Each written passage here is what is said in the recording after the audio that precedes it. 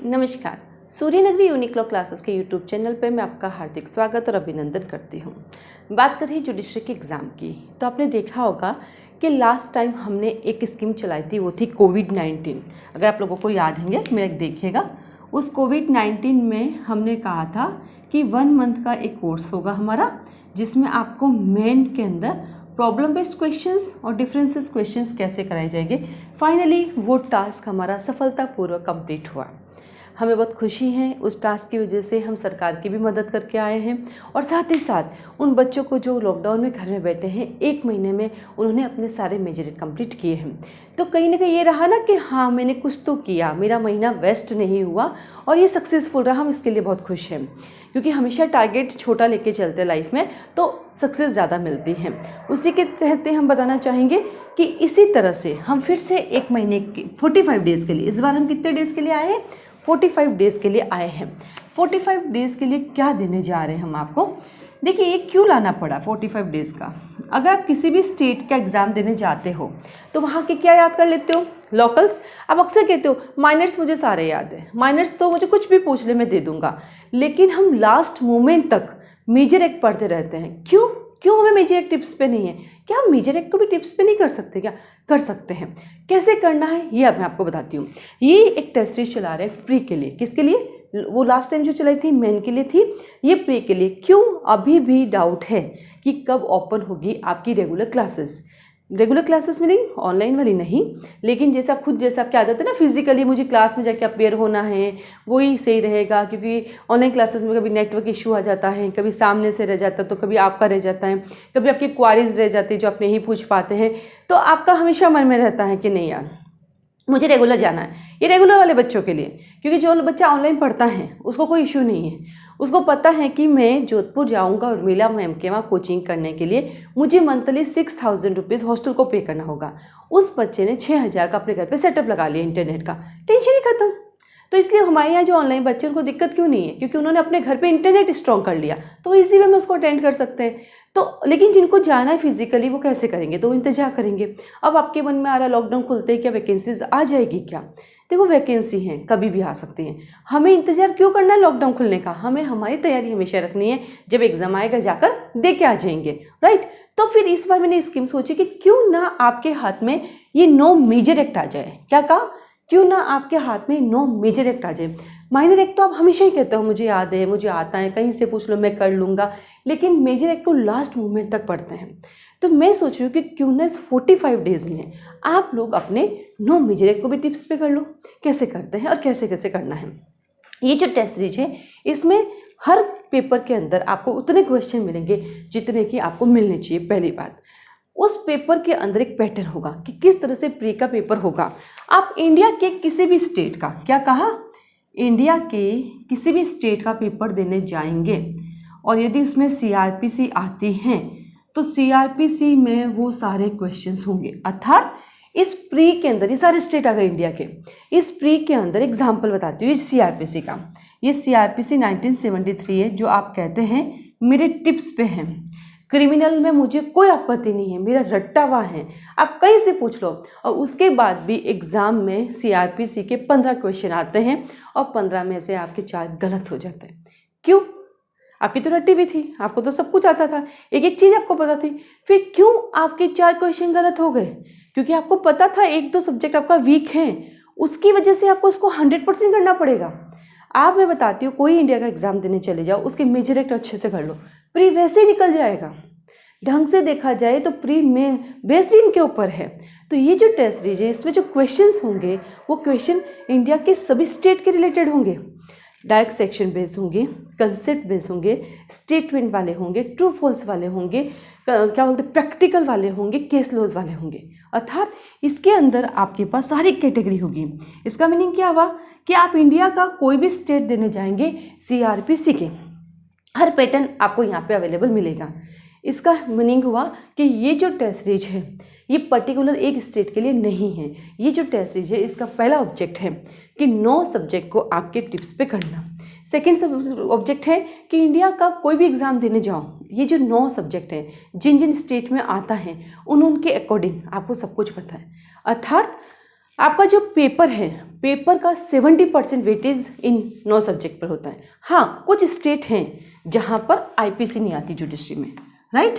कुछ स्टेट हैं जहाँ पर लिमिटेशन नहीं आती जुडिशरी में, बाकी लगभग सब आते हैं। कुछ स्टेट हैं वह सारे नहीं आते जुडिशरी में, मान लिया, पर आप तो सभी दे रहे हो ना भाई। ऐसा तो है नहीं कि जिस स्टेट में आपकी आईपीसी नहीं आती तो आप इंडिया का कोई एग्जाम ही नहीं दे रहे हो ना, इंडिया का हर एग्जाम तो दे रहे हो।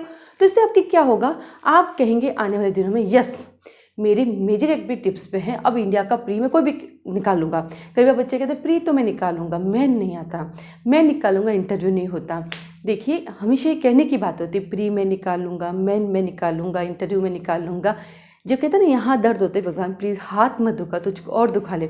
दांत में दर्द, भगवान जी प्लीज़ दांत मत दुखाओ, कुछ और दुखा लो। पैर में दर्द, भगवान जी पैर मत दुखाओ, कुछ और दुखा लो। हर चीज़ में यही है, हमें बॉडी का कोई पार्ट मत दुखाओ। से वैसे ही प्री नहीं निकलता, भगवान जी प्लीज़ प्री निकालो, मैं तो मैं निकाल ही लूँगा। मैं निकलता है, भगवान जी प्लीज़ मैं तो मैंने निकाल लिया, आप इंटरव्यू निकाल लो। तो मुझे पता है कि हम जहाँ भी जाएंगे हमें हर एक चीज़ के लिए चाहिए। ऐसे कई बच्चे हैं जिनका प्री ही नहीं निकल पाता है, 1 मार्क्स 2 मार्क्स से रह जाते हैं और निराश हो जाते हैं। क्यों? आएगा समय, हो जाएगा ना।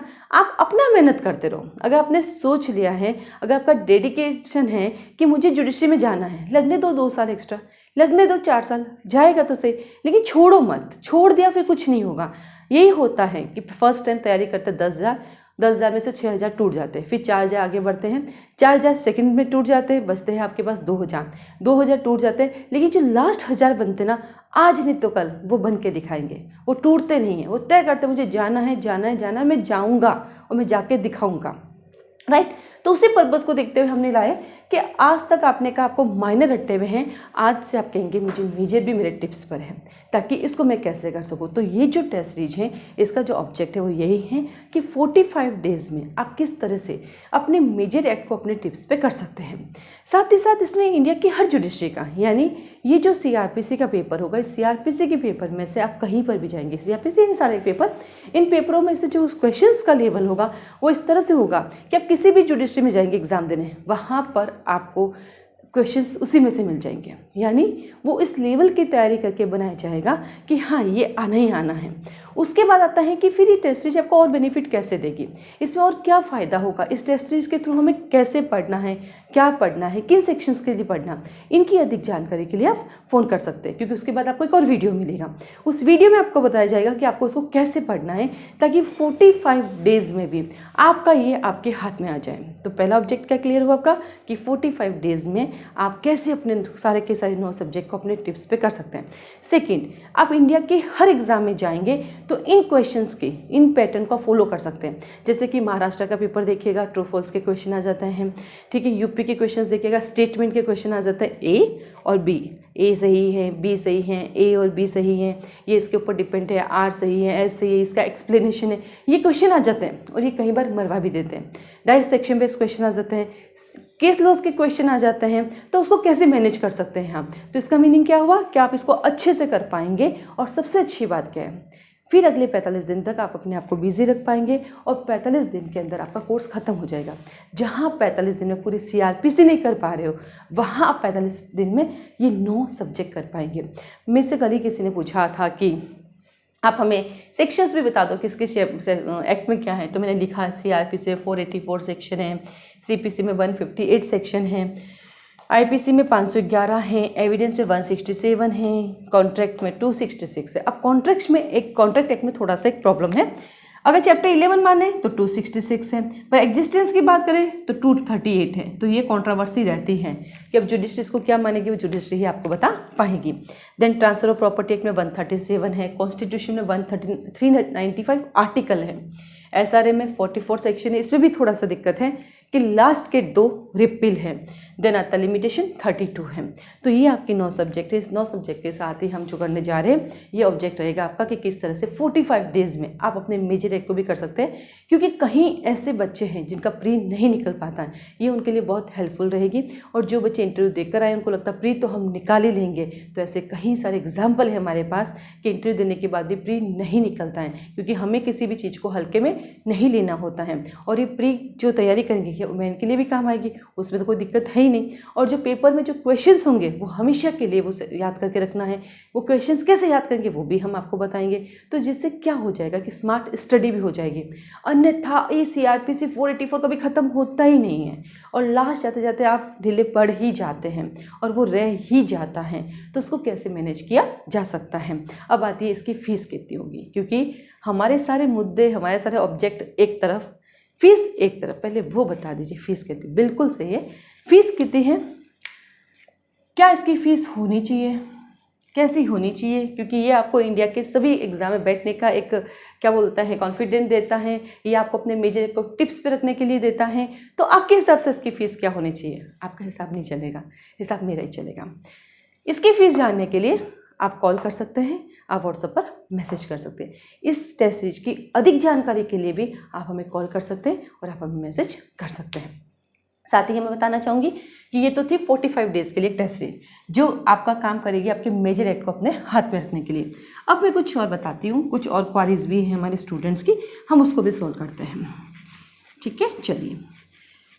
फिर एक क्वेश्चन आता है स्टूडेंट्स का कि प्री तो हमें अच्छे से आता है, हमें प्री की क्लासेस नहीं करनी है, हमें सिर्फ मेन की क्लासेस करनी है। क्या कहते हैं, हमें सिर्फ मेन की क्लासेस करनी है, प्री तो हमें आता है। वो भी बिल्कुल सही है, प्री तो हर साल निकाल लेंगे, मेन कैसे किया कर सकते हैं। तो हमारी यहाँ पे मेन ओरिएंटेड क्लासेस स्टार्ट होगी सभी स्टेट के लिए 1 जुलाई से। यानी एक तो हमारा पूरा कंप्लीट कोर्स चलता है, वो अपनी जगह चलता है। एक हमारा पेपर होगा जो सिर्फ ऐसे कि मेन के लिए, कि भैया प्री आपने कर लिया, ना आप ये समझिए आपका प्री क्लियर हो गया, अब आपको मेन की तैयारी करनी है। मेन पॉइंट ऑफ व्यू से पढ़ेंगे, क्वेश्चन आंसर भी मेन पॉइंट ऑफ व्यू से लिखेंगे और वो चेक भी होंगे। कई बार बच्चे कहते हैं चेक नहीं होता है, आप आइए और देखिए, आप कॉपी भेजिए, आपका चेक होता है और चेक भी बहुत अच्छे से होता है। पूरा का पूरा आपको आंसर एक्सप्लेन किया जाता है कि क्वेश्चन नंबर 1 में आपने क्या गलती की, क्वेश्चन नंबर 2 में आपने क्या गलती की, आप उसको और कैसे इंप्रूव कर सकते हैं, उसमें क्या क्या न्यू कंटेंट्स डाल सकते हैं। क्योंकि एग्ज़ाम में घंटे आपके पास 3 ही होते हैं, उससे ज़्यादा आप कहाँ से लिखोगे। तो पहले से कम पढ़ो, अच्छा पढ़ो, ताकि उसको लिख सकते हैं। तो क्या कहा मैंने, मेन क्लास ओरिएंटेड क्लासेस हमारी स्टार्ट होने वाली 1 जुलाई से। हर स्टेट की स्टार्ट होगी, हर स्टेट की अपनी अलग फीस होगी। जैसे एग्जांपल राजस्थान की लेते हो तो राजस्थान की अलग फीस होगी, यूपी की करोगे तो यूपी की अलग होगी, बिहार की करोगे तो बिहार की, दिल्ली की करोगे तो दिल्ली की, हरियाणा की करोगे हरियाणा की, ऐसे करके सबकी। क्यों, क्योंकि सबका पैटर्न अलग होता है। कोई एग्जाम स्टेट फॉरवर्ड लेता है, कोई प्रॉब्लम बेस्ड क्वेश्चन है। जैसे दिल्ली की बात करूँ तो सारे प्रॉब्लम बेस्ड क्वेश्चंस देता है। तो यहाँ पे हर स्टेट की अलग पैटर्न होगा, जैसा वो स्टेट रिक्वायरमेंट करेगा और उसकी स्टडी भी होगी। तो आ गए आपके पास मेन ओरिएंटेड क्लासेस। फिर अगला सवाल आता है, हमें सिर्फ जजमेंट राइटिंग करनी है, हमें सिर्फ जजमेंट राइटिंग करनी है। यस, आप केवल जजमेंट राइटिंग भी ले सकते हैं, इसकी अपनी अलग फीस होती है, इसकी अलग फीस होती है। अब आपका अगला सवाल आएगा, मैं फीस भी बता ही दो ना यूट्यूब पे साथ साथ, तो फीस के लिए फिर कॉल कर लो ना। कॉल करने के लिए आपको नंबर दे रखे हैं 9950574460। इस पर आप कॉल कर सकते हैं। आप व्हाट्सएप मैसेज कर सकते हैं कि मुझे इस जुडिशरी की ये फीस जाननी है, मुझे इस जुडिशरी की ये चीज़ जाननी है। आप आराम से कॉल मैसेज कर सकते हैं, कोई इशू नहीं है। ठीक है, तो जजमेंट राइटिंग आप ले सकते हैं, उसकी अपनी फीस है। फिर अगला तीसरा आता है, मैम हमें सिर्फ हिंदी ऐसे करना है, या हमें सिर्फ इंग्लिश ऐसे करना है, या हमें दोनों एक साथ करना है। यस, इनके भी अलग बैचेस चलते हैं। और सबसे अच्छी बात क्या है, ये सब मैं ही करवाती हूँ। उसका रीज़न ये है कि मुझे पता है स्टूडेंट को किस जगह कहाँ करेक्ट करना है, कि भाई तुझे ये करना है, तुझे ये गलती कर रहा है, तुझे ये सुधारनी है। क्योंकि हमेशा स्टूडेंट बन के पढ़ाऊँगी तभी मैं अच्छा रिजल्ट दे पाऊँगी। यदि मैं टीचर बन के पढ़ाऊँगी तो मैंने पढ़ा दिया, कहानी हो गई ख़त्म। लेकिन मेरा टारगेट क्या है, भैया मुझे पता है इसकी यहाँ गलती होगी, क्योंकि सास भी कभी बहू थी और मैं भी कभी स्टूडेंट थी। तो जब तक स्टूडेंट का थॉट रख के पढ़ूंगी। कई बार बच्चे कहते हैं ऑनलाइन क्लासेस में मैम कुआरी हुई तो कैसे पूछेंगे, मैंने कहा जरूरत ही नहीं पड़ती है। क्योंकि जब मैं कोई चीज़ पढ़ाऊंगी मुझे पता है कि इसमें आपको यहाँ प्रॉब्लम आएगी, ये इसका आंसर है। यूट्यूब पे आप मेरे कई लेक्चर देखते हो, कौन सी क्वारी रहती है, नहीं रहती ना, क्योंकि पहले से मैं वही पढ़ाती हूँ जिसकी मुझे पता कि यहाँ आपको रिक्वायरमेंट है और यहाँ आप आके फंसोगे। इससे अच्छा मैं पहले ही बात क्लियर कर लेती हूँ ताकि बात का दिक्कत ही नहीं रहती है। तो क्या कहा, हिंदी ऐसे इंग्लिश ऐसे। यस, आप इनकी भी अलग क्लासेस ले सकते हैं। अब आता अगला सवाल, मैम ट्रांसलेशन भी कराते हैं क्या? और ट्रांसलेशन आप कराते हैं कोई और आके कराएगा? मैं ही कराती हूँ। ट्रांसलेशन भी मैं ही कराती हूँ, क्योंकि यहाँ पर ट्रांसलेशन सिखानी है, ट्रांसलेशन दिखानी नहीं है। मैं फैकल्टी लगाऊँ कि वो दिखा के चला जाएगा, ऐसे ऐसे कीजिए हो गया। मैं कहूँगी ये लिखिए, ये स्पेलिंग पहले दिन दी जाएगी, 50 स्पेलिंग याद कीजिए, दूसरे दिन ट्रांसलेशन के लिए आएंगे तो वो काम आएगी। क्योंकि सबसे बड़ी प्रॉब्लम क्या है, वोकेबलरी तो नहीं है। ऐसे राइटिंग में प्रॉब्लम क्या है, वोकेबलरी तो नहीं है। पूरा का पूरा हिंदी का ऐसे बोल बोल के लिखाती हूँ, पूरा का पूरा इंग्लिश का ऐसे बोल बोल के लिखाती हूँ। क्योंकि मैं ये कह दूँ, चलो बेटा चाहो डोमेस्टिक वायलेंस पे ढूंढ के लिख के लाओ। अब तुम इंग्लिश मीडियम के बच्चे हो, पूरा दिन लगाओगे ढूंढ के लिख के ले आए, फिर औपचारिकता वर्ड रह गया, समसूचना शब्द रह गया, फिर कैसे करोगे। इससे अच्छे मैं हाँ लिखाऊंगी तो आपकी प्रैक्टिस में आएगा, क्योंकि हिंदी तो आपको बोलना आता ही है। दिक्कत क्या, प्रैक्टिस नहीं है। और स्पेशली लड़कों के लिए लिख के याद ही नहीं करते, उनके लिए दिक्कत हो जाती है, फिर कैसे मैनेज करेंगे। तो लिखना भी तो जरूरी है। तो हिंदी ऐसे इंग्लिश ऐसे का भी अलग हेड है, आप वो भी ले सकते हैं, ट्रांसलेशन का भी अलग है, वो भी ले सकते हैं। और बाकी जैसे जुडिशरी के आप लेते हैं पूरी की पूरी, वो भी एक साथ हर स्टेट का भी ले सकते हैं। तो यहाँ पर ये बैचेस चलते हैं और चलते हैं, कंटिन्यू चलते हैं। कई बार बच्चे फ़ोन करते हैं कि मैम वैकेंसी कब आएगी। मैं बहुत अच्छे से जवाब देती हूँ, बेटा वैकेंसी का क्या करना, हमारा कोचिंग तो पूरे साल चलता है भैया। वो कोचिंग जो सिर्फ वैकेंसी पॉइंट ऑफ व्यू से चलती है, वैकेंसी खत्म होती है बंद हो जाता है, या वैकेंसी आएगी तो पढ़ाएंगे और वैकेंसी नहीं है तो छुट्टियाँ कर देंगे, कभी आपकी 3 महीने छुट्टियाँ, जब वैकेंसी आएगी तो आप दोबारा आ जाना, ऐसा नहीं होता है। यहाँ पे कंटिन्यू बैच चलते हैं। हमारा जो फाउंडेशन कोर्स है, जो किसी भी पर्टिकुलर स्टेट का आप लेते हैं, 2 स्टेट एक साथ ले सकते हैं, 3 स्टेट एक साथ ले सकते हैं, तो फाउंडेशन कोर्स है वो 6 मंथ का है। लेकिन जैसे बिहार है, यूपी है, उनका 8 मंथ का कोर्स है, केरल है उसका 1 साल का कोर्स है। सबसे बड़ा जो सिलेबस है वो केरला का है। तो जैसा आपका सब्जेक्ट सिलेबस है उसके हिसाब से आपका कोर्स चलता है। आपके पास आता है कि मैम मान लीजिए मेरा 6 मंथ का कोर्स खत्म हो जाता है या मेरा 1 ईयर का कोर्स खत्म हो जाता है, तो क्या मैं उसको कंटिन्यू कर सकता हूँ। हाँ जी, आप उसको कंटिन्यू कर सकते हैं एक नॉमिनल चार्ज में रिन्यूअल करा के। उससे क्या होगा, आपकी कंटिन्यूटी स्टार्ट हो जाएगी और हमारे लिए टेंशन ही, क्योंकि आपने अपने आप को रिन्यूअल करा रखा है।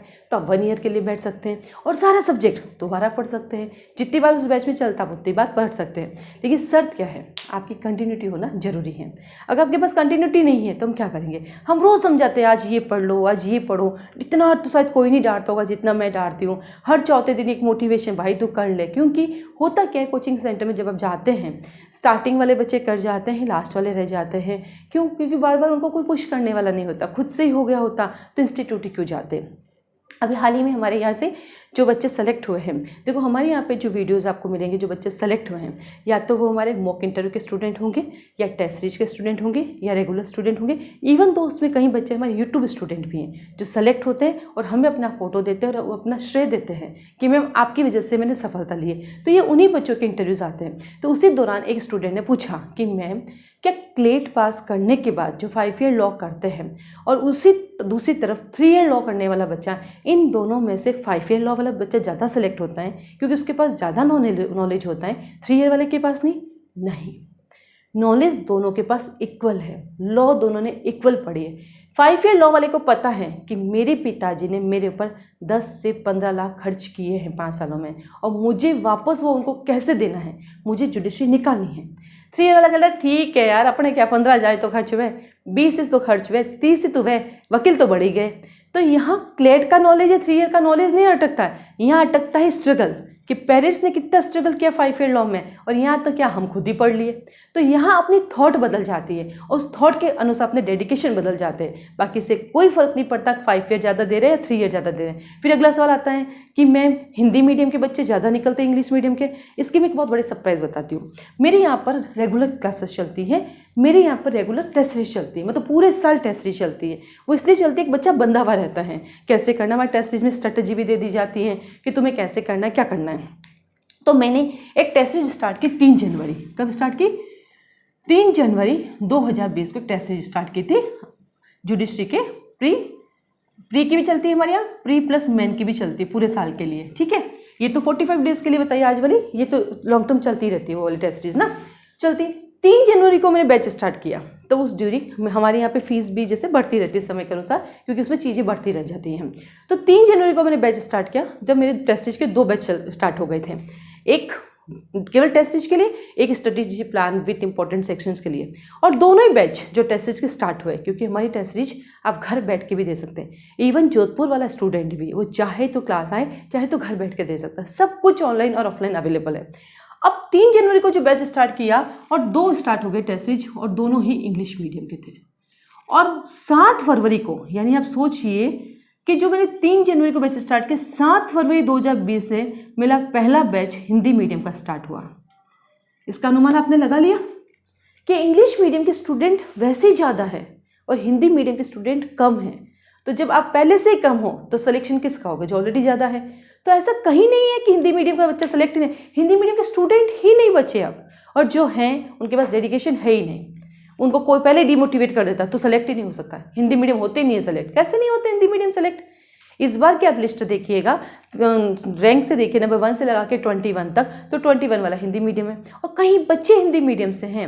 हिंदी मीडियम वाले बच्चे पढ़ना ही बंद हो गए। किसी ने कह दिया कोई ऐसे राइटिंग नहीं आती तो कैसे करेगा, मेन में तुम्हें मार्क्स कम मिलेंगे। तो मैं आपको बता दूं कि हाल ही में 197 जो आरजीएस का रिजल्ट आया है उसमें सिविल पेपर में जो सबसे हाईएस्ट मार्क्स है वो भी हिंदी मीडियम के स्टूडेंट के हैं। तो ऐसा नहीं है कि नहीं है, लेकिन आप खुद ही देख लीजिए हिंदी मीडियम के स्टूडेंट 1 महीने बाद स्टार्ट हुआ है, इसका मतलब स्टूडेंट है ही नहीं और नहीं के बराबर है। तो हिंदी मीडियम में इंग्लिश मीडियम कोई फ़र्क नहीं पड़ता वहाँ एग्जाम में, फ़र्क पड़ता आपकी प्रिपरेशन और आपकी डेडिकेशन कैसा है। सिलेक्शन दोनों का होता है।